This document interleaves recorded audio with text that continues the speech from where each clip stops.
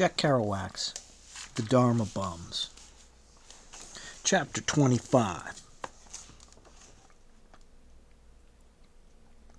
Jaffe had cooked up some good buckwheat pancakes, and we had log cabin syrup to go with them, and a little butter. I asked him what the Gokami chant means. That's the chant they give out for the 3 meals in Buddhist monasteries in Japan. It means Buddham Saranam Gokchami. I take refuge in the Buddha. Sangham. I take refuge in the church. Adamam. I take refuge in the Dharma, the truth. Tomorrow morning, I'll make you another nice breakfast. Slumgullion. De Yever. Eat good, old-fashioned Slumgullion, boy. 'Tain't nothing but scrambled eggs and potatoes all scrambled up together. It's a lumberjack meal?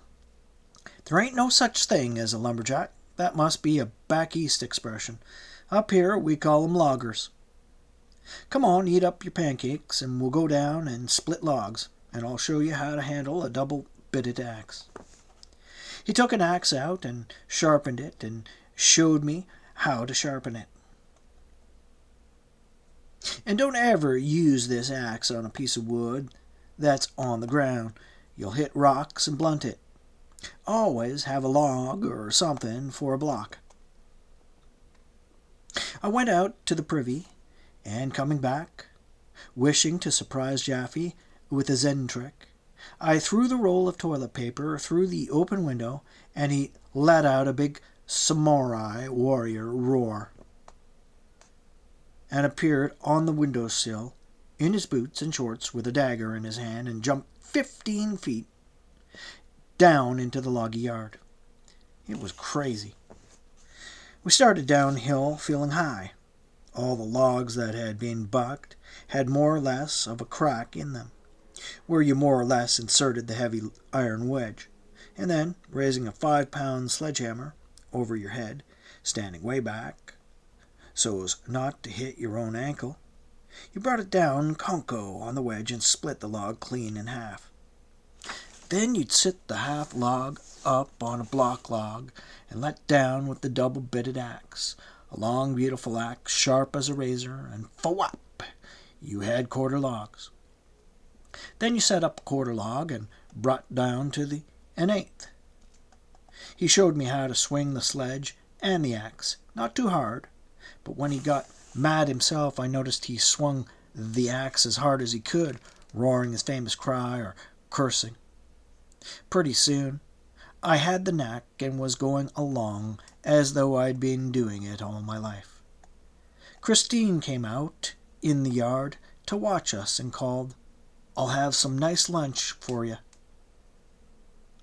Okay, Jaffe and Christine were like brother and sister.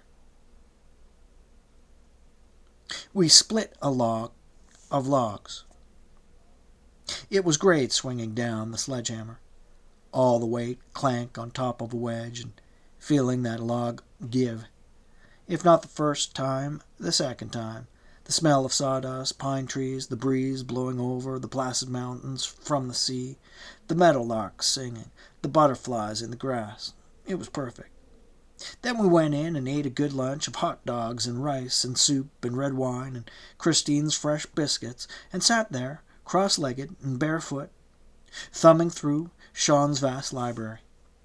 Did you hear about the disciple who asked the Zen master, "What is the Buddha?" "No, what?"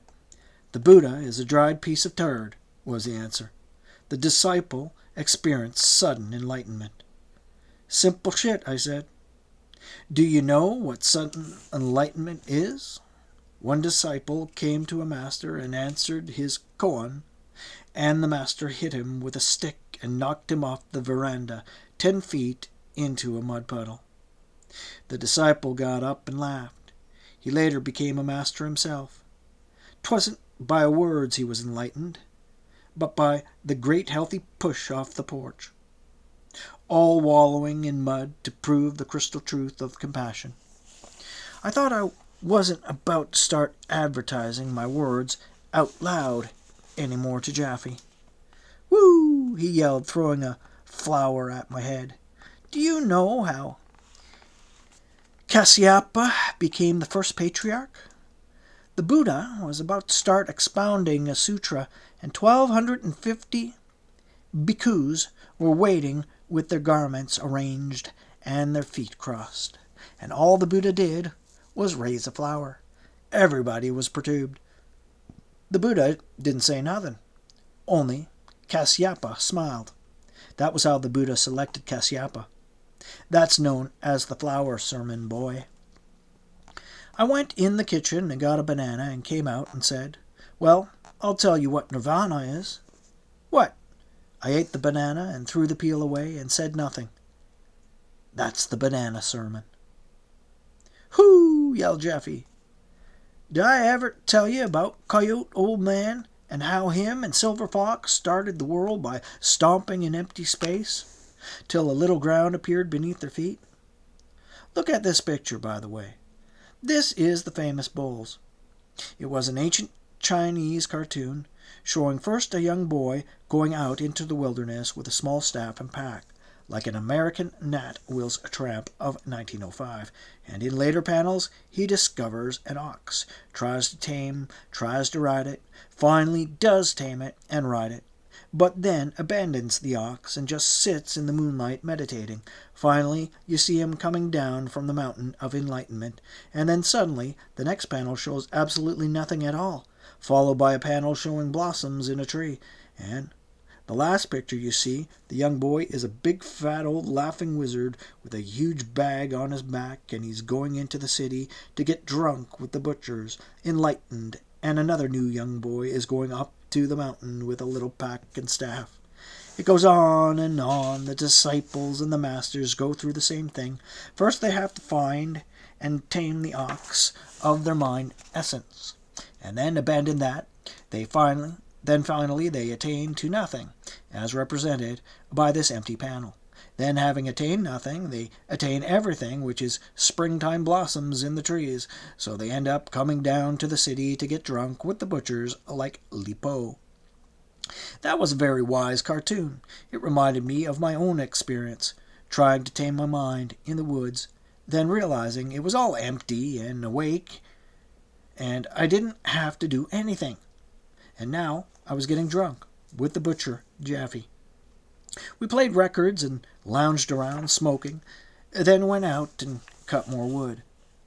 Then, as it got cool, late afternoon, we went up to the shack and washed and dressed up for the big Saturday night party. During the day, Jaffe went up and down the hill at least 10 times to make phone calls and see Christine and get bread and bring up sheets for his girl that night. When he had a girl, he put out clean sheets on his thin mattress on the straw mats, a ritual. But I just sat around in the grass, doing nothing, or writing haikus, or watching the old vulture circling the hill. "Must be something dead around here," I figured, Jaffe said. "Why do you sit on your ass all day?" "I practice do nothing." "What's the difference?" "Burn it. My Buddhism is activity," said Jaffe, rushing off down the hill again. Then I could hear him sawing wood and whistling in the distance. He couldn't stop jiggling for a minute. His meditations were regular things by the clock. He'd meditate first thing waking in the morning. Then he had his mid-afternoon meditation, only about 3 minutes long. Then, before going to bed, and that was that. But I just ambled and dreamed around. We were 2 strange dissimilar monks on the same path. I took a shovel, however, and leveled the ground near the rosebush, where my bed of grass was. It was a little too slanty for comfort. I fixed it just right, and that night I slept well after the big wine party. The big party was wild. Jaffe had a girl called Polly Whitmore come out to see him, a beautiful brunette with a Spanish hairdo and dark eyes, a regular raving beauty, actually. A mountain climber, too. She'd just been divorced and lived alone in Millbrae. And Christine's brother, Whitey Jones, brought his fiancée, Patsy, And of course, Sean came home from work and cleaned up for the party. Another guy came out for the weekend, big blonde Bud Diefendorf, who worked as the janitor in the Buddhist Association to earn his rent and attend classes free. A big, mild, pipe-smoking Buddha with all kinds of strange ideas. I liked Bud. He was intelligent, and I liked the fact that he had started out as a physicist at the University of Chicago, then gone from that to philosophy, and finally now to philosophy's dreadful murderer, Buddha. He said, "I had a dream one time that I was sitting under a tree, picking on a lute and singing. I ain't got no name. I was the no-name bhikkhu. I was so pleasing to meet so many Buddhists. It was so pleasing to meet so many Buddhists after that harsh road hitchhiking." Sean was a strange, mystical Buddhist, with a mind full of superstitions and premonitions. "I believe in devils," he said. "Well," I said, stroking his little daughter's hair, "all little children know that everybody goes to heaven," to which he assented tenderly, with a sad nod of his bearded skull. He was very kind. He kept saying, "Aye," all the time, which went with his old boat and was anchored out in the bay and kept being scuttled by storms, and we had to row out and bail it out in the cold grey fog. Just a little old wreck of a boat, about 12 feet long, with no cabin to speak of, nothing but a ragged hull floating in the water around a rusty anchor. Whitey Jones, Christine's brother, was a sweet young kid of 20 who never said anything and just smiled and took ribbons without complaint.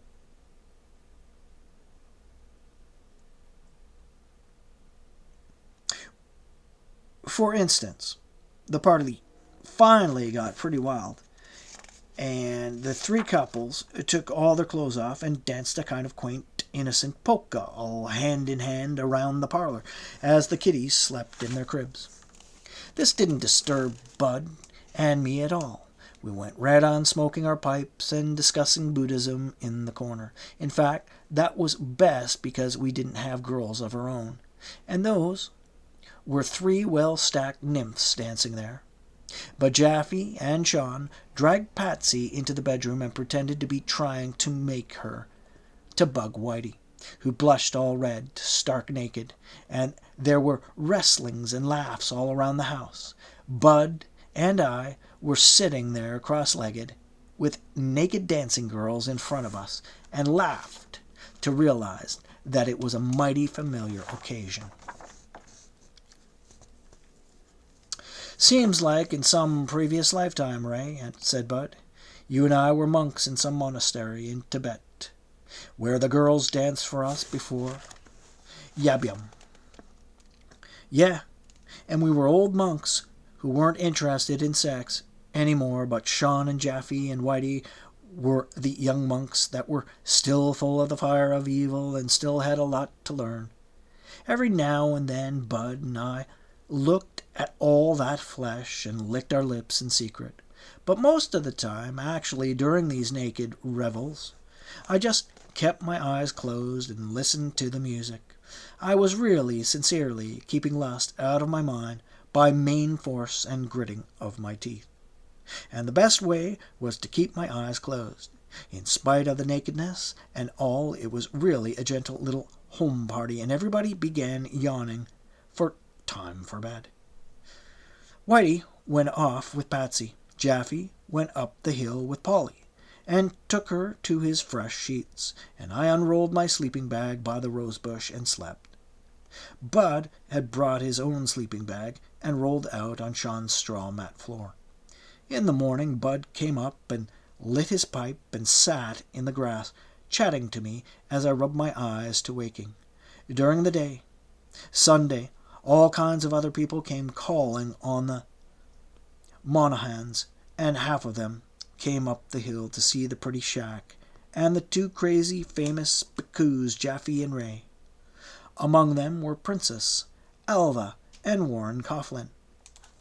Sean spread out a board in the yard, and put out a royal table of wine and hamburgers and pickles and lit a big bonfire and took out his 2 guitars, and it was really a magnificent kind of way to live in sunny California, I realized, with all this fine Dharma connected with it.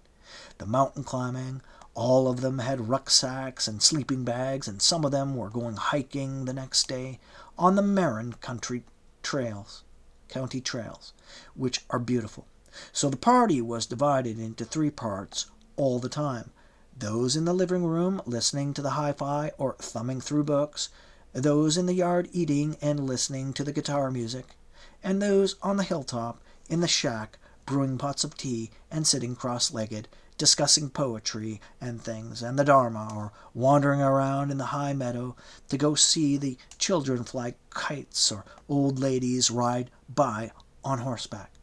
Every weekend was the same mild picnic, a regular classical scene of angels and dolls having a kind of flowery time in the void, like the void in the cartoon of the bulls, the blossom branch. Bud and I sat on the hill watching kites. The kite won't go high enough. It hasn't got a long enough tail, I said. Bud said, "Say, that's great. That reminds me of my main problem in my meditations. The reason why I get really high into nirvana is because my tail isn't long enough." He puffed and pondered seriously over this. He was the most serious guy in the world. He pondered it all night, and the next morning said, "Last night I saw myself as a fish swimming through the void of the sea, going left and right in the water without knowing the meaning of left and right. But because of my fin, I did so. That is my kite tail.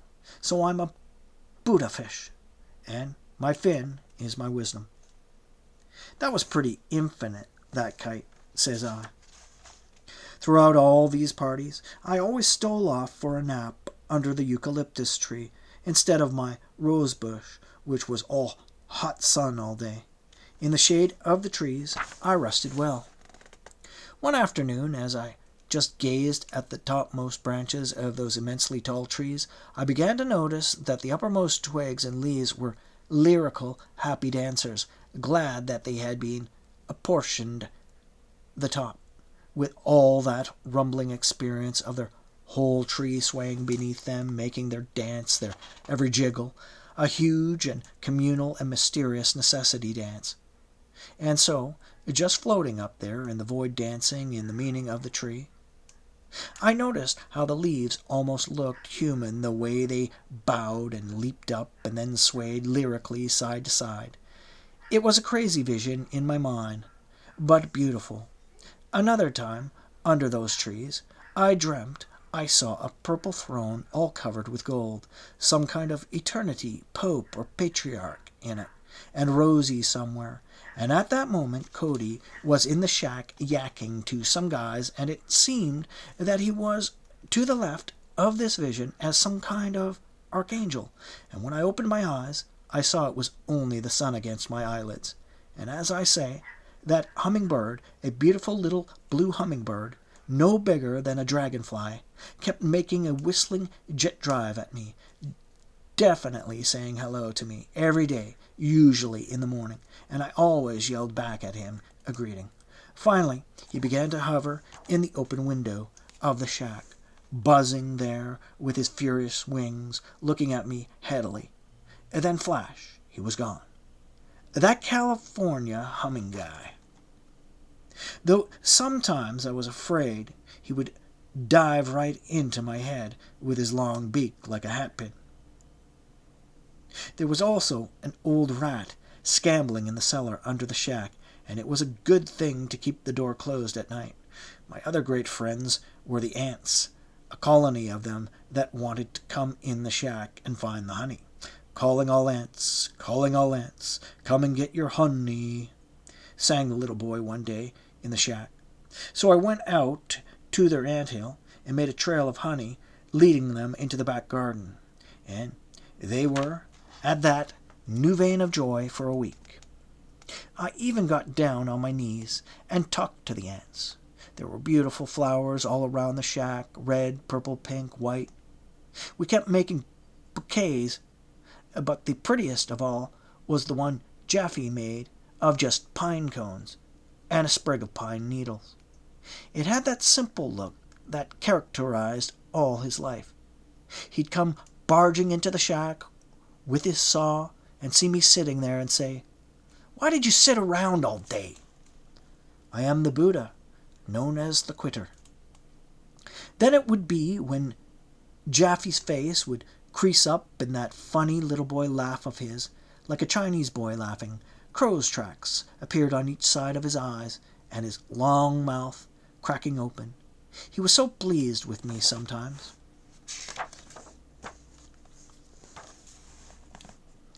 Everybody loved Jaffe. The girls, Polly and Princess, and even married Christine, were all madly in love with him, and they were all secretly jealous of Jaffe's favorite doll, Psyche, who came the following weekend, real cute in jeans and a little white collar falling over her black turtleneck sweater, with a tender little body and face. Jaffe had told me he was a bit in love with her himself, but he had a hard time convincing her to make love. He had to get her drunk. Once she's got drinking, she couldn't stop. That weekend, she came. Jaffe made slumgullion for all the three of us in the shack. Then we borrowed Sean's jalopy and drove about 100 miles up the seacoast to an isolated beach where we picked mussels right off the washed rocks of the sea and smoked them in a big wood fire covered with seaweed. We had wine and bread and cheese, and Psyche spent the whole day lying on her stomach in her jeans and sweater, saying nothing.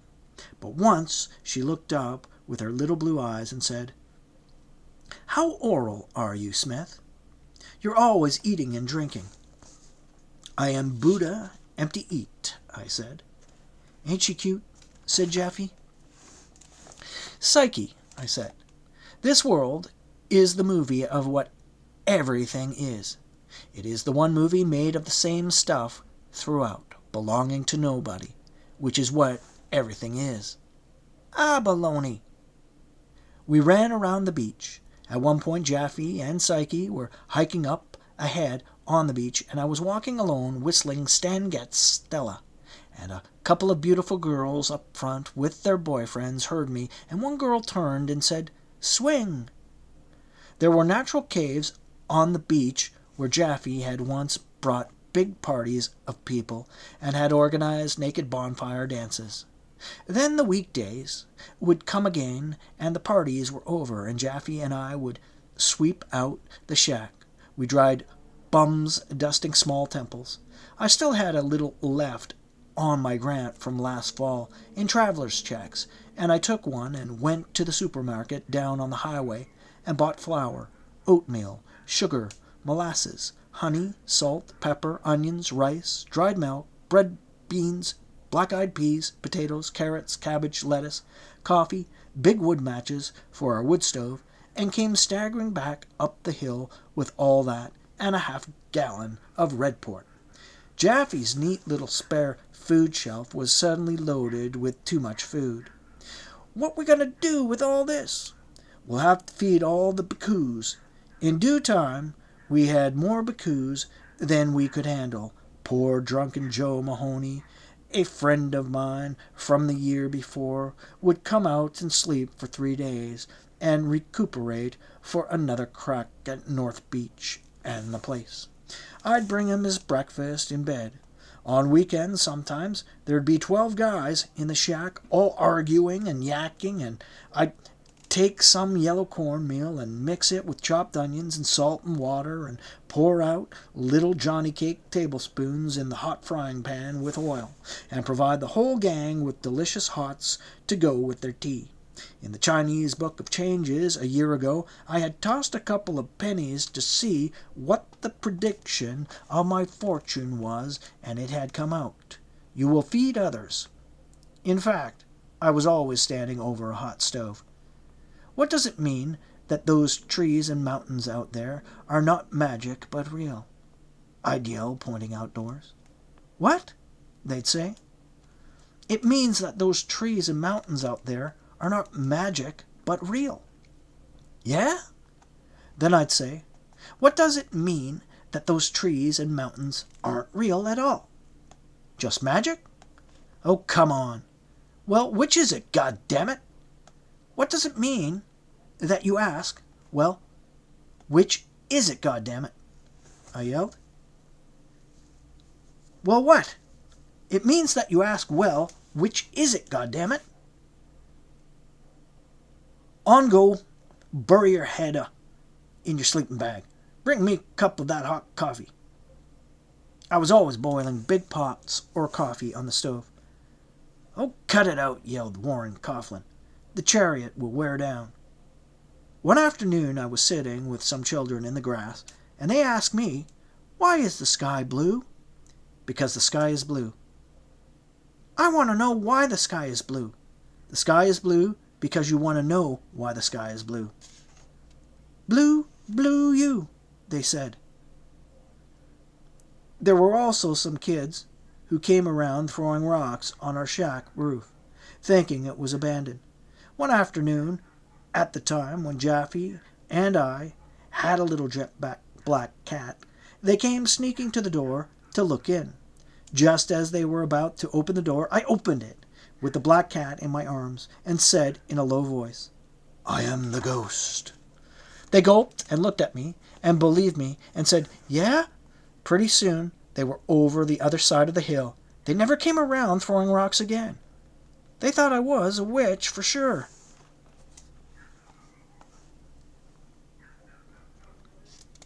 Chapter 26. Plans were being made for Jaffe's big farewell party a few days before his boat sailed for Japan. He was scheduled to leave on a Japanese freighter.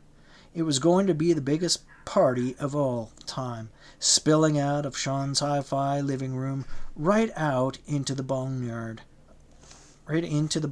yard and up the hill, and even over it.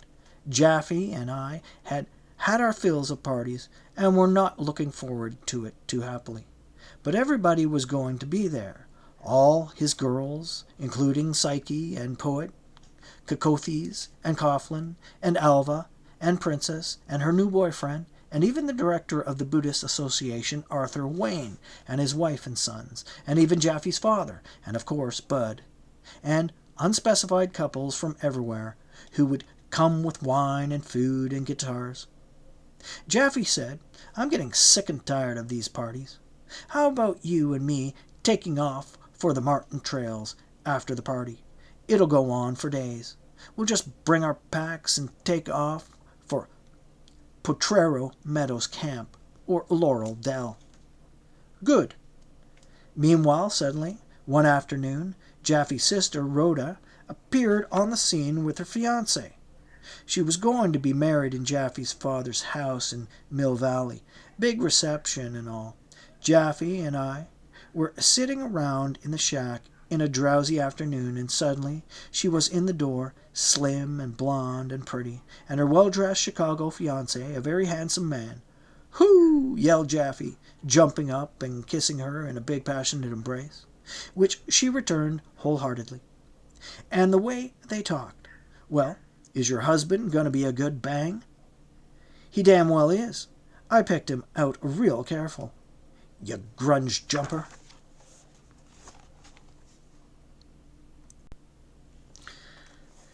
He better be, or you'll have to call on me. Then, to show off, Jaffe started a wood fire and said, here's what we do in that real country up north, and dumped too much kerosene into the fire but ran away from the stove and waited like a mischievous little boy, and boom! The stove let out a deep rumbling explosion way inside, and I could feel the shock of it clear across the room. He'd almost done it that time. Then he said to her poor fiancé, well, you know any good positions for honeymoon night? The poor guy had just come back from being a serviceman in Burma and tried to talk about Burma but couldn't get a word in edgewise. Jaffe was mad as hell and really jealous. He was invited to the fancy reception and he said, "Can I show up naked?" "Anything you want, but come." I can just see it now. The punch bowl and all the ladies in their lawn hats and the hi-fi playing Hearts and Flowers organ music and everybody wiping their eyes 'cause the bride is so beautiful. What you want to get all involved in a middle class for, Rhoda? She said, I don't care. I want to start living. Her fiancé had a lot of money. Actually, he was a nice guy, and I felt sorry for him having to smile through all this. After they left, Jeffy said, "She won't stay with him more than 6 months. Rhoda's a real mad girl. She'd rather put on jeans and go hiking than sit around Chicago apartments." "You love her, don't you?" "You're damn right. I ought to marry her myself." "But she's your sister." "I don't give a goddamn. She needs a real man like me. You don't know how wild she is.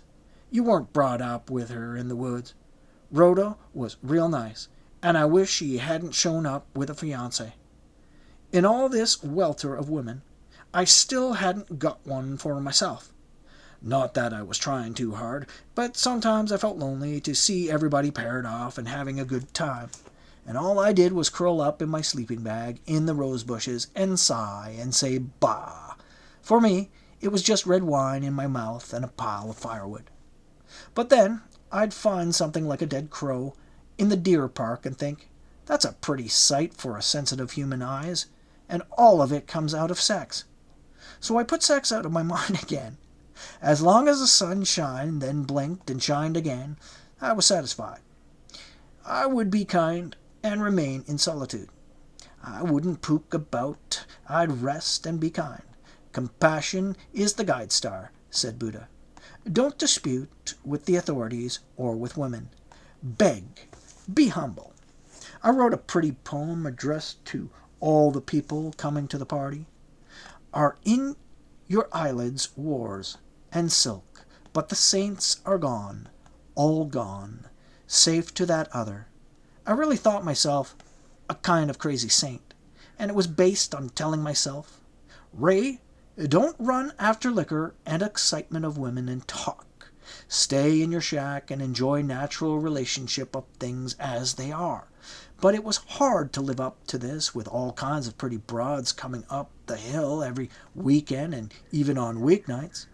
One time, a beautiful brunette finally consented to go up the hill with me, and we were there in the dark on my mattress, day mat, when suddenly the door burst open and Sean and Joe Mahoney danced in laughing, deliberately trying to make me mad. Either that or they really believed in my effort at asceticism, and were like angels coming in to drive away the devil women, which they did all right. Sometimes, when I was really drunk and high, and sitting cross-legged in the midst of the mad parties, I really did see visions of holy, empty snow in my eyelids, and when I opened them, I'd see all these good friends sitting around waiting for me to explain, and nobody ever considered my behavior strange, quite natural among Buddhists, and whether I opened my eyes to explain something or not, they were satisfied. During that whole season, in fact, I had an overwhelming urge to close my eyes in company.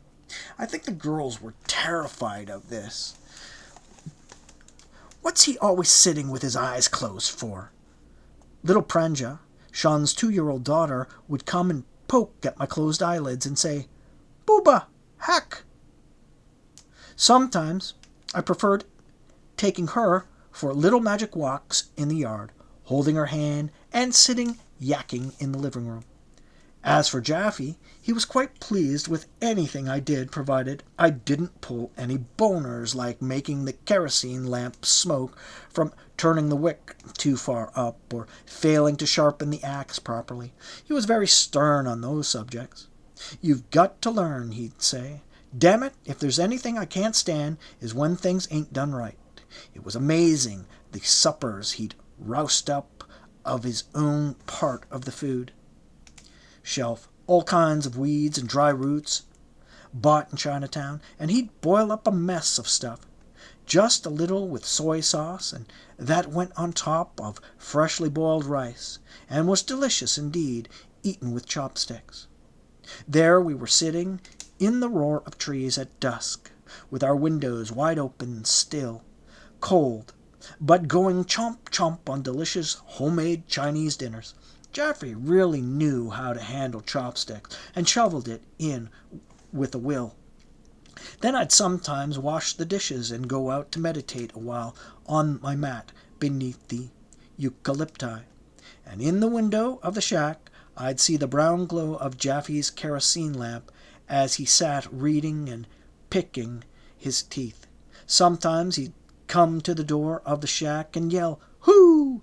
and I wouldn't answer. And I could hear him mutter, "Where the hell is he?" and see him peering out into the night for his baku. One night I was sitting meditating when I heard a loud crack to my right, and I looked, and it was a deer, coming to revisit the ancient deer park and munch a while in the dry foliage. Across the evening valley the old mule went with his heartbroken hee-haw, broken like a yodel in the wind, like a horn blown by some terribly sad angel, like a reminder to people digesting dinners at home that all was not as well as they thought. Yet it was just a love cry for another mule. But that was why. One night I was meditating in such perfect stillness that 2 mosquitoes came and sat on each of my cheekbones, and stayed there a long time without biting, and then went away without biting.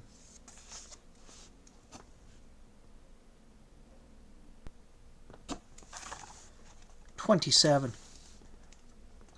A few days before his big farewell party, Jaffy and I had an argument. We went into San Francisco to deliver his bike to the freighter at the pier, and then went up to Skid Row in a drizzling rain to get cheap haircuts at the Barber College, and poke around Salvation Army and Goodwill stores in search of long underwear and stuff. As we were walking in the drizzly, exciting streets, "Reminds me of Seattle," he yelled. I got the overwhelming urge to get drunk and feel good. I bought a poor boy of rubby port and uncapped it and dragged Jaffy into an alley, and we drank. "You better not drink too much," he said. "You know we got to go to Berkeley after this and attend a lecture and discussion at the Buddhist Center." "Oh, I don't want to go to no such thing. I just want to drink in alleys." "But they're expecting you. I read all your poems there last year." "I don't care. Look at that fog flying over the alley, and look at this warm, ruby red port. Don't it make you feel like singing in the wind?" "No, it doesn't. You know, Ray, Cocothes says you drink too much. And him with his ulcer. Why do you think he has an ulcer? Because he drank too much himself. Do I have an ulcer? Not on your life. I drink for joy. If you don't like my drinking, you can go to the lecture by yourself. I'll wait at Coughlin's cottage." "But you'll miss all that, just for some old wine." "There's wisdom in wine, God damn it," I yelled. "Have a shot." "No, I won't." "Well, then I'll drink it." And I drained the bottle, and we went back on 6th Street, where I immediately jumped back into the same store and bought another poor boy. I was feeling fine now. Jaffy was sad and disappointed. How do you expect to become a good bhikkhu or even a bodhisattva? Masha, sattva, always getting drunk like that. Have you forgotten the last of the bulls, where he gets drunk with the butchers? So what? How can you understand your own mind essence with your head all muddled and your teeth all stained drunk with the butchers? I'm not sick, I'm fine. I could just float up into the great fog and fly around San Francisco like a seagull. Did I ever tell you about Skid Row here? I used to live here. I lived on Skid Row in Seattle myself. I know all about all that. The neons of stores and bars were glowing in the gray gloom of a rainy afternoon. I felt great. After we had our haircuts, we went into a Goodwill store and fished around bins, pulling out socks and undershirts and various belts and junk that we bought for a few pennies. I kept taking surreptitious slugs of wine out of my bottle, which I had wedged in my belt. Jaffe was disgusted. Then we got in the jalopy and drove to Berkeley across the Rainy Bridge to the cottages of Oakland and then downtown Oakland, where Jaffe wanted to find a pair of jeans that fitted me. We'd been looking all day for used jeans that would fit me. I kept giving him wine, and finally he relented a little and drank some and showed me the poem we had written while I was getting my hair cut in Skid Row. Modern Barber College. Smith eyes closed, suffers a haircut, fearing its ugliness, 50 cents, a barber student, olive skin, Garcia on his coat, two blonde small boys, one with feared face and big ears, watching from seats, tell him, "You're ugly, little boy, and you've got big ears." He'd weep and suffer, and it wouldn't even be true. The other thin-faced, conscious, concentrated, patched blue jeans and scuffed shoes who watches me delicate, suffering child that grows hard and greedy with puberty, Ray and I with poor boy of Rubyport, in us rainy May day, no used Levi's in this town, our size, and old Barber College, T and G crappers, Skid Row haircuts, middle-aged barber careers start out now flowering. "See," I said, "you wouldn't have written that poem if it wasn't for the wine made you feel good." "I would have written it anyway. You're just drinking too much all the time. I don't see how you're even going to gain enlightenment and manage to stay out in the mountains. You'll always be coming down the hill, spending your bean money on wine, and finally you'll end up lying in the street in the rain, dead drunk, and then they'll take you away and you'll have to be reborn a teetotaling bartender to atone for your karma." He was really sad about it and worried about me, but I just went on drinking. When we got to Alva's cottage and it was time to leave for the Buddhist Center lecture, I said, "I'll just sit here, get drunk, and wait for you." "Okay," said Jaffe, looking at me darkly. "It's your life." He was gone for 2 hours. I felt sad and drank too much and was dizzy. But I was determined not to pass out and stick it out and prove something to Jaffe. Suddenly, at dusk, he came running back into the cottage, drunk as a hoot owl, yelling, "You know what happened, Smith? I went to the Buddhist lecture, and they were all drinking white raw sake out of teacups, and everybody got drunk. All those crazy Japanese saints. You were right. It doesn't make any difference. We all got drunk and discussed prajna. It was great. And after that, Jaffe and I never had an argument again."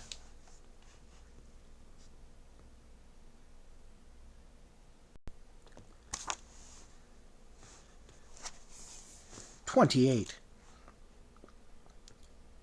The night of the big party came. I could practically hear the hubbubs of preparation going on down the hill and felt depressed.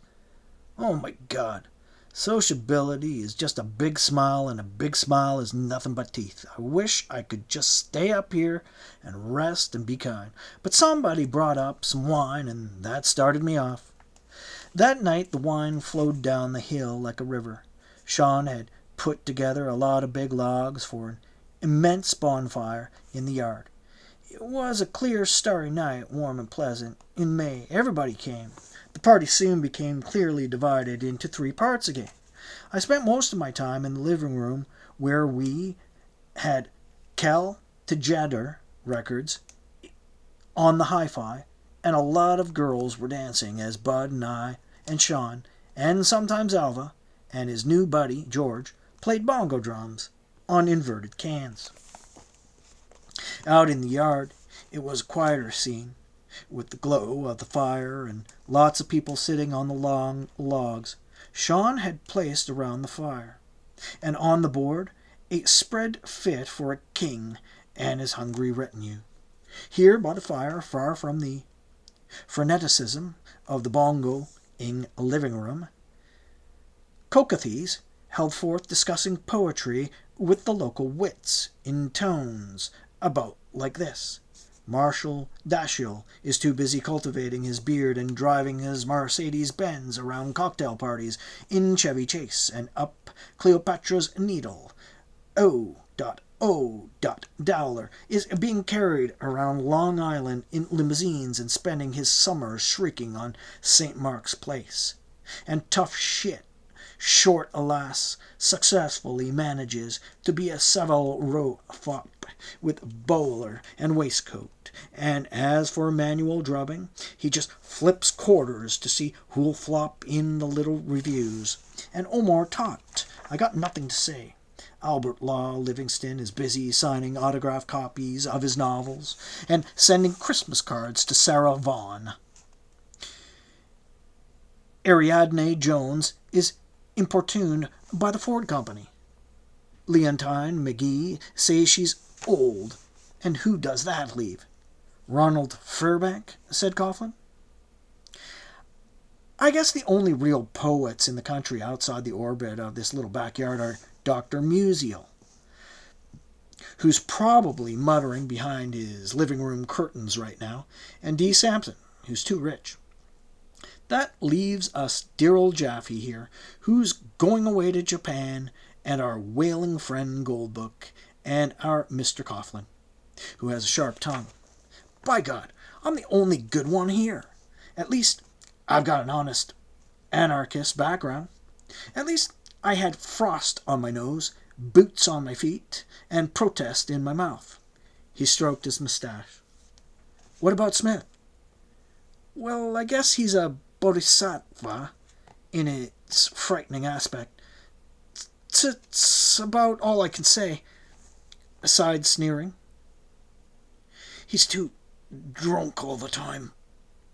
Henry Morley also came that night, only for a short while, and acted very strange sitting in the background reading mad comic books and the new magazine called Hip, and left early with the remark, "The hot dogs are too thin. Do you think that's a sign of the times, or are Armour and Swift using stray Mexicans, you think?" Nobody talked to him except me and Jaffe. I was sorry to see him leave so soon. He was ungraspable. As a ghost, as ever. Nevertheless, he had worn a brand new brown suit for the occasion, and suddenly he was gone. Up the hill, meanwhile, were the stars knotted on trees. Occasional couples were sneaking up to neck or just brought jugs of wine and guitars up and had separate little parties in our shack. It was a great night. Jaffe's father finally came after work, and he was a tight-built little tough guy, just like Jaffe, balding a little, but completely energetic and crazy, just like his son. He immediately began dancing wild mambos with the girls while I beat madly on a can. Go, man! You never saw a more frantic dancer. He stood there, bending way back till he was almost falling over, moving his loins at the girl, sweating, eager, grinning, glad, the maddest father I ever saw. Just recently, at his daughter's wedding, he had broken up the lawn reception by rushing out on his hands and knees with a tiger skin on his back, snapping at the lady's heels and barking. Now he took a small, almost 6-foot gal by the name of Jane and swung her around and almost knocked her over the bookcase. Jaffe kept wandering to all sections of the party with a big jug in his hand, his face beaming with happiness. For a while the party in the living room emptied out the bonfire clique, and soon Psyche and Jaffe were doing a mad dance. Then Sean leaped up and whirled her around, and she made as if to swoon and fell right in between Bud and me, sitting on the floor drumming. Bud and I, who never had girls of our own and ignored everything, and lay there a second, sleeping on our laps. We puffed on our pipes and drummed on. Polly Whitmore kept hanging around the kitchen helping Christine with the cooking and even turning out a batch of delicious cookies of her own. I saw she was lonely because Psyche was there and Jaffe wasn't hers. So I went over to grab her by the waist, but she looked at me with such fear I didn't do anything. She seemed to be terrified of me. Princess was there with her new boyfriend, and she too was pouting in a corner. I said to Jaffe, "What the hell you gonna do with all these broads? Ain't you gonna give me one?" "Take whichever one you want. I'm neutral tonight." I went out to the bonfire to hear Coathi's latest witticisms. Arthur Wayne was sitting on a log, well-dressed, necktie and suit, and I went over and asked him, "Well, what is Buddhism?" "It is fantastic imagination magic of the lightning flash." "Is it plays? Dreams? Not even plays? Dreams?" "No, to me Buddhism is getting to know as many people as possible." And there he was going around the party, real affable, shaking hands with everybody and chatting. A regular cocktail party. The party inside was getting more and more frantic. I began to dance with the tall girl myself. She was wild. I wanted to sneak her up on the hill with a jug, but her husband was there. Later in the night, a crazy colored guy showed up and began playing bongos on his own head and cheeks and mouth and chest, whacking himself with real loud sounds. And a great beat, a tremendous beat. Everybody was delighted and declared he must be a bodhisattva. People of all kinds were pouring in from the city, where news of the great party was going the rounds of our bars. Suddenly I looked up, and Alva and George were walking around naked. "What are you doing?" "Oh, we just decided to take our clothes off." Nobody seemed to mind. In fact, I saw Cacothes and Arthur Wayne, well-dressed, standing having a polite conversation in the firelight with two naked madmen, a kind of serious conversation about world affairs. Finally Jaffe also got naked and wandered around with his jug. Every time one of the girls looked at him, he gave a loud roar and leaped at them, and they ran out of the house, squealing. It was insane. I wondered what would happen if the cops in Corte Madera got wind of this and came roaring up the hill in the squad cars. The bonfire was bright. Anybody down the road could see everything that was going on in the yard. Nevertheless, it was strangely not out of place to see the bonfire, the food on the board, hear the guitar players, see the dense trees swaying in the breeze, and a few naked men in the party. I talked to Jaffe's father and said, "What do you think about Jaffe being naked?" "Oh, I don't give a damn. Jaff can do anything he wants, far as I'm concerned. Say, where's that big old tall girl we was dancing with?" He was a pure Dharma Bum father. He had had it rough, too, in his early years in the Oregon woods, taking care of a whole family in a cabin he'd built himself, and all the horny-headed troubles of trying to raise crops in merciless country, and the cold winters. Now he was a well-to-do painting contractor, and had built himself one of the finest houses in Mill Valley, and took good care of his sister. Jaffe's own mother was alone living in a rooming house in the north. Jaffe was going to take care of her when he got back from Japan. I had seen a lonely letter from her. Jaffe said his parents had separated with a great deal of finality. But when he got back from the monastery, he would see what he could do to take care of her.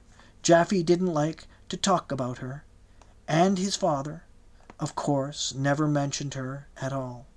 But I liked Jaffe's father, the way he danced sweating and mad, the way he didn't mind any of the eccentric sights he saw, the way he let everybody do what they wanted anyway, and went home around midnight in a shower of thrown flowers, dancing off down to his car parked in the road.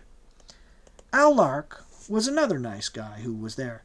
Just kept sitting sprawled with his guitar, plucking out rambling blue chords, or sometimes flamenco, and looking off into space. And when the party was over at 3 a.m., he and his wife went to sleep in sleeping bags in the yard, and I could hear them goofing in the grass. "Let's dance," she said. Go to sleep, he said. Psyche and Jaffe were sore at each other that night, and she didn't want to come up the hill and honor his new white sheets, and stomped off to leave. I watched Jaffe going up the hill, weaving drunk. The party was over. I went with Psyche to her car and said, "Come on, why'd he make Jaffe unhappy on his farewell night?" "Oh, he was mean to me. The hell with him." Come on. Nobody'll eat you up the hill." "I don't care. I'm driving back to the city." "Well, that's not nice, and Jaffe told me he loved you." "I don't believe it." "That's the story of life," I said, walking away with a huge jug of wine hooked in my forefinger, and started up the hill, and heard Psyche trying to back up her car and do a U-turn in the narrow road, and the back end landed in the ditch, and she couldn't get out, and had to sleep on Christine's floor anyway. Meanwhile, Bud and Coughlin and Alva and George were all up in the shack, sprawled out in various blankets and sleeping bags on the floors. I put my bag down in the sweet grass and felt I was the most fortunate person of the lot. So the party was over, and all the screaming was done. And what was accomplished? I began to sing in the night, enjoying myself with the jug. The stars were blinding bright. A mosquito as big as Mount Sumero is much bigger than you think, yelled Coughlin from inside the shack, hearing me sing. I yelled back, "A horse's hoof is more delicate than it looks."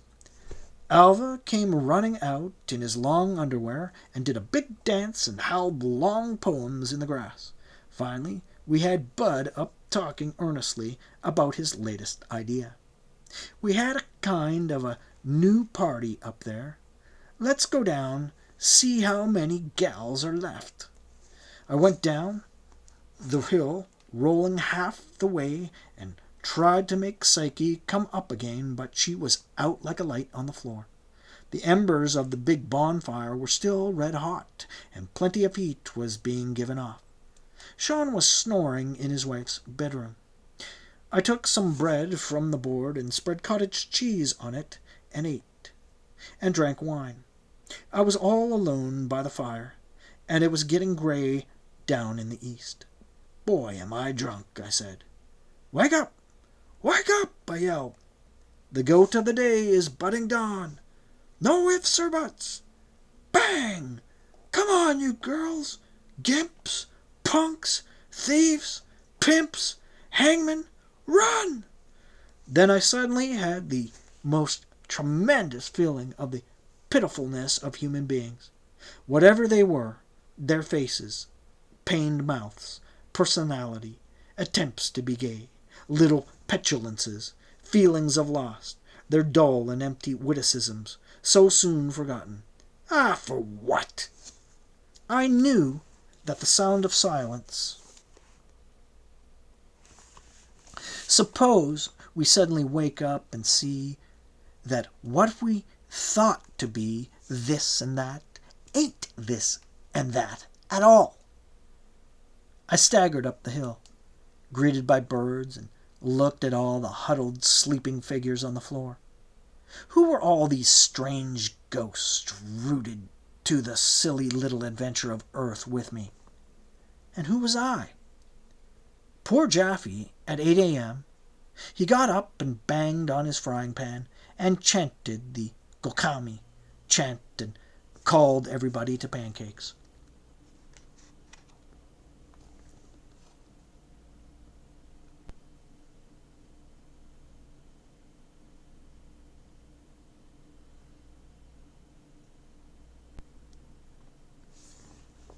Chapter 29.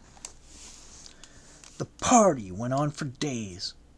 The morning of the third day, people were still sprawled about the ground when Jaffe and I sneaked our rucksacks out with a few choice groceries and started down the road in the orange early morning sun of California golden days. It was going to be a great day. We were back in our element, trails. Jaffe was in high spirits. God damn it, it feels good to get away from dissipation and go into the woods. When I get back from Japan, Ray, when the weather gets really cold, we'll put on our long underwear and hitchhike through the land. Think, if you can, of ocean to mountain, Alaska to Klamath, a solid forest of fir to Biku in, a lake of a million wild geese. Woo! You know what woo means in Chinese? What? Fog.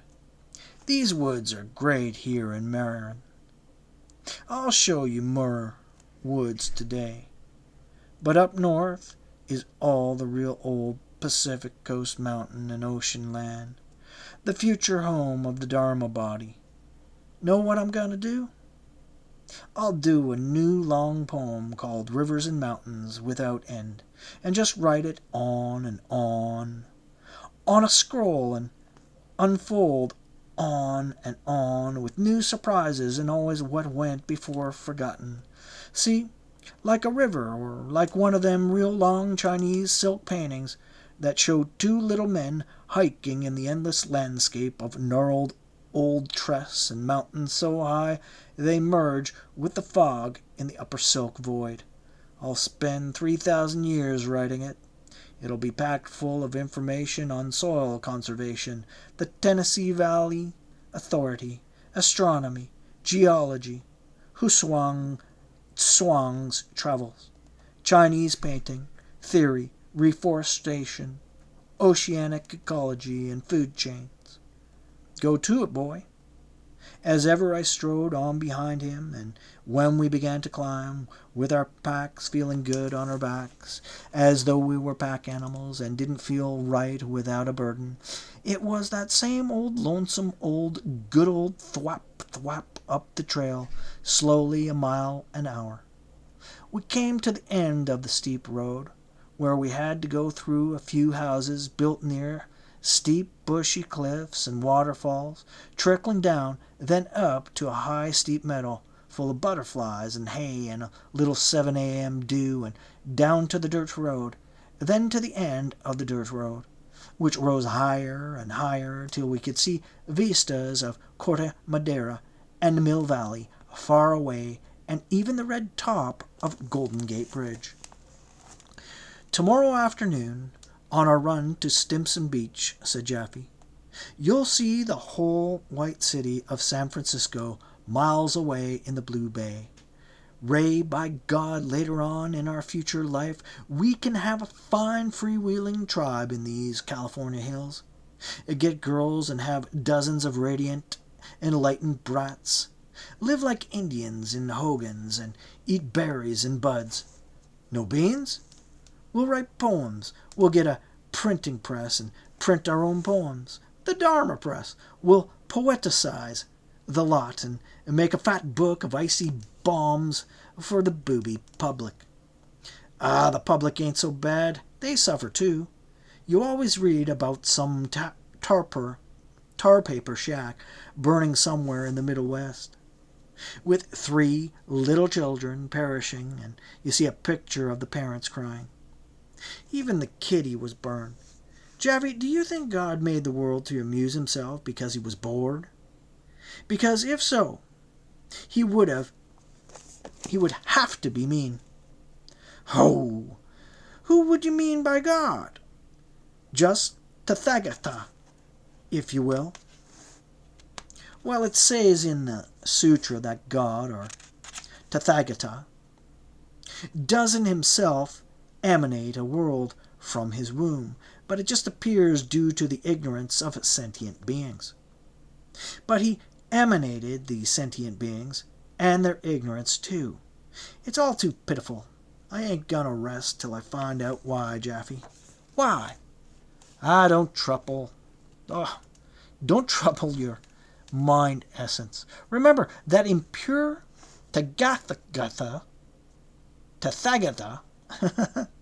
mind essence, there is no asking of the question, why, not even any significance attached to it. Well, then nothing's really happening then. He threw the stick at me and hit me on the foot. Well, that didn't happen, I said. I really don't know.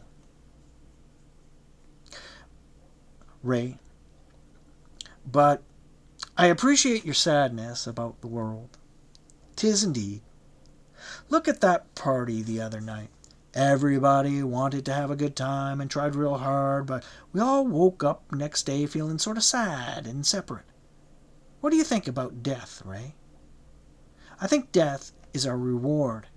When we die, we go straight to nirvana, heaven, and that's that. But supposing you're reborn in the lower hells and have red-hot balls of iron shoved down your throat by devils. Life's already shoved an iron foot down my mouth. But I don't think that's anything but a dream cooked up by some hysterical monks who didn't understand Buddha's peace under the bo tree, for that matter, Christ's peace looking down on the heads of his tormentors and forgiving them. You really like Christ, don't you? Of course I do. And after all, a lot of people say he is Maitreya, the Buddhist prophesied to appear after Sakyamuni. You know, Maitreya means love in Sanskrit, and that's all Christ talked about was love. Oh, don't start preaching Christianity to me. I can just see you on your deathbed, kissing the cross like some old Karamazov, or like our old friend Dwight Goddard, who spent his life as a Buddhist and suddenly returned to Christianity in his last days. That's not for me. I want to spend hours every day in a lonely temple meditating in front of a sealed statue of Kwannon, which no one is ever allowed to see because it's too powerful. Strike hard, old diamond. It'll all come out in the wash. You remember Raul Sturlason, my buddy who went to Japan to study those rocks of Royo Enji? We went over on a freighter named Sea Serpent, so we painted a big mural of a sea serpent and mermaids on the bulkhead in the mess hall to the delight of the crew who dug him like crazy and all wanted to become Dharma Bums right there. Now he's climbing up Holy Mount Hayo in Kyoto, through a foot of snow probably, straight up where there are no trails, steep, through bamboo thickets and twisty pine like in brush drawings. Feet wet and lunch forgot. That's the way to climb. What are you going to wear in the monastery, anyway? Oh man, the works. Old Tang Dynasty style things, long, black, floppy, with huge droopy sleeves and funny pleats, make you feel real oriental. Alva says that while guys like us are all excited about being real Orientals and wearing robes, actual Orientals over there are reading Surrealism and Charles Darwin and mad about Western business suits. East'll meet West anyway. Think what a great world revolution will take place when East meets West finally. And it'll be guys like us that can start the thing. Think of the millions of guys all over the world with rucksacks on their backs, tramping around the back country and hitchhiking and bringing the word down to everybody.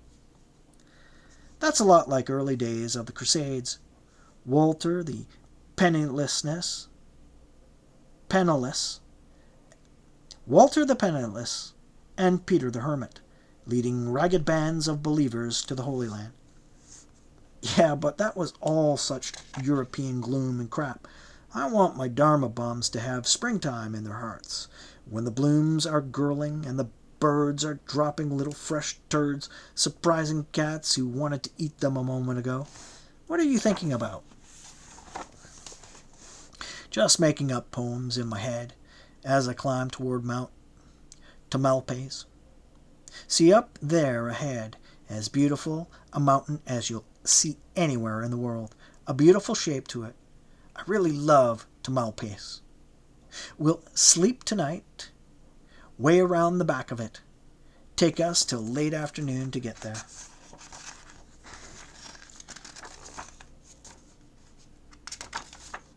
The Marin country was much more rustic and kindly than the rough Sierra country we'd climbed last fall. It was all flowers, flowers, trees, bushes, but also a great deal of poison oak by the side of the trail. When we got to the end of the high dirt road, we suddenly plunged into the dense redwood forest and went along following a pipeline through glades that were so deep the fresh morning sun barely penetrated, and it was cold and damp. But the odor was pure, deep, rich pine and wet logs. Jaffe was all talk this morning.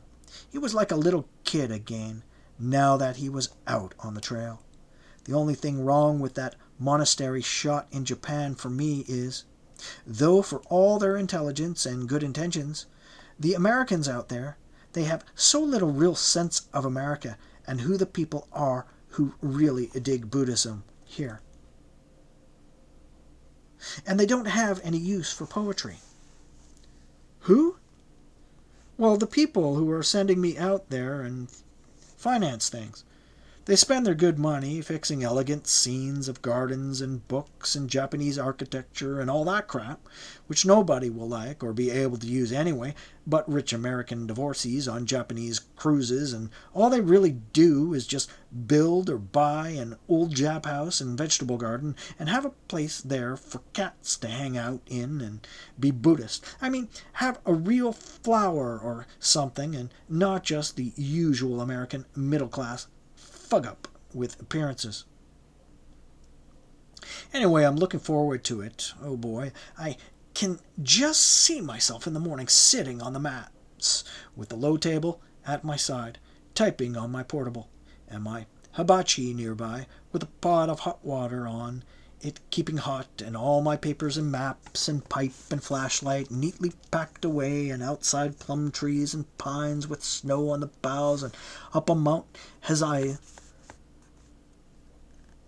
the snow getting deep, and Sugi and Hinoki all around them, redwoods, boy, and cedars, little tucked-away temples down the rocky trails, cold, mossy, ancient places where frogs croak, and inside small statues, and hanging buttery lamps and gold lotuses and paintings and ancient incense, soaked smells and liqueur chests with statues.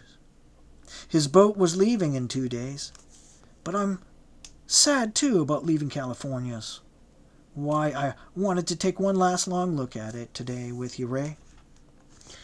We came up out of the glady redwood forest onto a road, where there was a mountain lodge, then crossed the road and dipped down again through bushes to a trail that probably nobody even knew was there except a few hikers, and we were in Muir Woods. It extended a vast valley for miles before us. An old logger road led us for 2 miles, then Jaffe got off and scrambled up the slope and got on to another trail nobody dreamed was there. We hiked on this one, up and down along the tumbling creek with fallen logs again, where you crossed the creek, and sometimes bridges that had been built, Jaffe said, by the Boy Scouts, trees sawed in half, the flat surface for walking. Then we climbed up a steep pine slope and came out to the highway, and went up the side of the hill of grass and came out in some outdoor theater, done up Greek style with stone seats all around, a bare stone arrangement for 4-dimensional presentations of Aeschylus and Sophocles. We drank water and sat down and took our shoes off and watched the silent play from the upper stone seats. Far away you could see the Golden Gate Bridge and the whiteness of San Francisco. Jaffe began to shriek and hoot and whistle and sing, full of pure gladness. Nobody around to hear him. This is the way you'll be on top of Mount Desolation this summer, Ray. I'll sing at the top of my voice for the first time in my life. If anybody hears ya, it'll just be the conies, or maybe a critic bear. Ray, that Skagit country where you're going is the greatest place in America. That snaky river running back through gorges and into its own unpeopled watershed, wet, snowy mountains fading into dry pine mountains, and deep valleys, like Big Beaver and Little Beaver, with some of the best virgin stands of red cedar left in the world. I kept thinking of my abandoned Crater Mountain lookout house, sitting up there with nobody but the conies and the howling winds, getting old, the conies down in the furry nest deep under boulders, and warm, eating seeds or whatever they eat. The closer you get to real matter, rock, air, fire, and wood, boy, the more spiritual the world is. All these people thinking they're hard-headed, materialistic, practical types, they don't know shit about matter. Their heads are full of dreamy ideas and notions. He raised his hand. Listen to that quail calling. I wonder what everybody's doing back at Sean's. Well, they're all up now and starting on that sour old red wine again and sitting around talking nothing. They should have all come with us and learnt something. He picked up his pack and started off. In half hour we were in a beautiful meadow, following a dusty little trail over shallow creeks, and finally we were at Potrero Meadows Camp. It was a national forest camp, with a stone fireplace and picnic tables and everything, but no one would be there till the weekend. A few miles away, the lookout shack on top of Tamalpais looked right down on us. We undid our packs and spent a quiet light afternoon dozing in the sun, or Jaffe ran around looking at butterflies and birds and making notes in his notebook, and I hiked alone down the other side, north, where a desolate, rocky country, much like the Sierras, stretched out toward the sea. At dusk, Jaffe lit a big fire and started supper. We were very tired and happy. He made us soup that night, and I shall never forget, and was really the best soup I'd eaten since I was lionized young author in New York, eating lunch at the Chambord or in Henry Crew's kitchen. This was nothing but a couple of envelopes of dried pea soup, thrown into a pot of water with fried bacon, fat and all, and stirred till boiling. It was rich, real pea taste, with that smoky bacon and bacon fat, just the thing to drink in the cold gathering darkness by a sparkling fire. Also, while poking about, he'd found puffballs, natural mushrooms, not the umbrella type, just round grapefruit-sized puffs of white firm meat, and these he sliced and fried in bacon fat, and we had them on the side with fried rice. It was a great supper. We washed the dishes in the gurgling creek. The roaring bonfire kept the mosquitoes away. A new moon peeked down through the pine boughs. We rolled out our sleeping bags in the meadow grass and went to bed early, bone-weary. Well, Ray, said Jaffe, pretty soon I'll be far out to sea, and you'll be hitchhiking up the coast to Seattle and on through the Skagit country. I wonder what'll happen to all of us. We went to sleep on the dreamy theme. During the night, I had a vivid dream, one of the most distinct dreams I ever had. I clearly saw a crowded, dirty, smoky Chinese market with beggars and vendors and pack-horses and mud and smoke pots and piles of rubbish and vegetables for sale and dirty clay pans on the ground, and suddenly from the mountains a ragged hobo, a little seamed brown unimaginable Chinese hobo, had come down and was just standing at the end of the market, surveying it with an expressionless humor. He was short, wiry, his face leathered hard and dark red by the sun of the desert and the mountains. His clothes were nothing but gathered rags. He had a pack of leather on his back. He was barefooted. I had seen guys like that only seldom, and only in Mexico, maybe coming into Monterey out of those stark rock mountains, beggars who probably live in caves. But this one was a Chinese twice as poor, twice as tough, an infinitely mysterious tramp, and it was Jaffy for sure. It was the same broad mouth, merry twinkling eyes, bony face, a face like Dostoevsky's death mask, with prominent eyebrow bones and square head. And he was short and compact like Jaffy. I woke up at dawn thinking, wow, is that what'll happen to Jaffy? Maybe he'll leave that monastery and just disappear and we'll never see him again. And he'll be the Hanshan ghost of the Orient Mountains. And even the Chinese will be afraid of him. He'll be so raggedly and beat. I told Jaffy about it. He was already up, stoking the fire and whistling. Well, don't just lay there in your sleeping bag. Pull in your pudding. Get up and fetch some water. Yodelay-hee-hoo. Ray, I will bring you incense sticks from the cold water temple of Kiyom-Izu and set them one by one in a big brass incense bowl and do the proper bows. How's about that? That was some dream you had. If that's me, then it's me. Ever weeping, ever youthful. Hoo! He got out the hand axe from the rucksack and hammered at boughs and got a crackling fire going.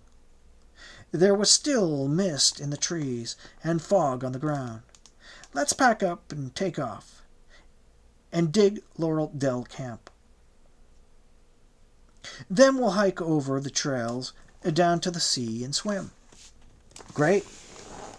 On this trip, Jaffy had brought along a delicious combination for hiking energy. Rye crisp crackers, good sharp cheddar cheese, a wedge of that, and a roll of salami. We had this for breakfast, with hot fresh tea, and felt great. 2 grown men could live 2 days on that concentrated bread and that salami, concentrated meat, and cheese, and the whole thing only weighed about 1.5 pounds. Jaffy was full of great ideas like that. What hope, what human energy, what truly American optimism was packed in that neat little frame of his. There he was, clomping along in front of me on the trail and shouting back. Try the meditation on the trail. Just walk along, looking at the trail at your feet, and don't look about, and just fall into a trance as the ground zips by. We arrived at Laurel Dell Camp at about 10. It was also supplied with stone fireplaces, with grates, and picnic tables. But the surroundings were infinitely more beautiful than Potrero Meadows. Here were the real meadows, dreamy beauties with soft grass slopping all around, fringed by heavy deep green timber. The whole scene of waving grass and brooks and nothing in sight.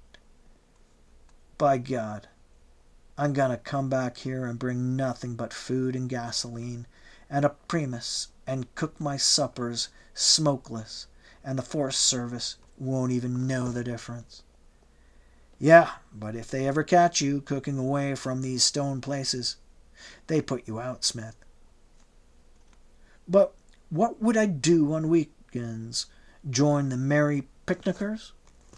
I'd just hide up there, beyond that beautiful meadow. I'd stay there forever. And you'd only have 2 miles of trail down to Stimson Beach and your grocery store down there. At noon, we started for the beach. It was a tremendously grinding trip. We climbed way up high on meadows, where again we could see San Francisco far away, then dipped down into the steep trail that seemed to fall directly down to sea level. You had sometimes to run down the trail or a slide on your back. A torrent of water fell down at the side of the trail. I went ahead of Jaffy and began swinging down the trail so fast, swinging happily. I left him behind about a mile and had to wait for him at the bottom. He was taking his time, enjoying the ferns and flowers. We stashed our rucksacks in the fallen leaves under bushes and hiked freely down the sea meadows and past seaside farmhouses, with cows browsing, to the beach community.